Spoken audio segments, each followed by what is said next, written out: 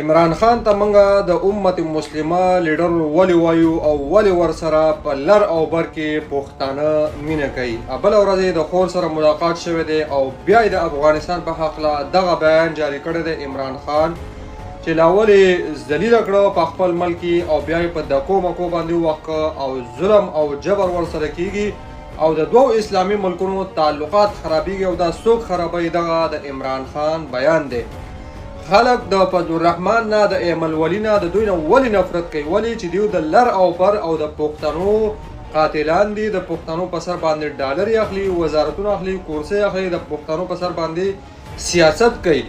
واحد یو د امت مسلمه لیډر د کینګ اف د ورلد جناب عمران احمد خان نیازی دی چې د پښتنو په حق لا واضح پیغام دی چې په دیو پر ډرون حملې نه کیږي، دیو به اپریشن نه کیږي، افغانستان کې به اپریشن نه کیږي، افغانستان سره به تعلقات خوي. دا زموږ اسلامي ملک دی او دا زموږ پښتانه دي او دا زموږ د کلمې او دا زموږ مسلمانان رونه دي.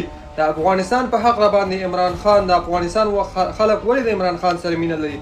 ولې عمران خان سپورټ کوي؟ فضل الرحمن ته ولې خلک کنزل کوي؟ ایمل ولی د خلک ولې کنزل کوي؟ ولې د خلک نفرت کوي؟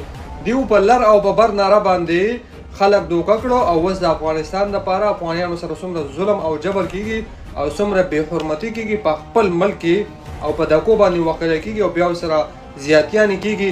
دوی خپل په اوف نوځي اوف. نو دا منافقین دي، منافقین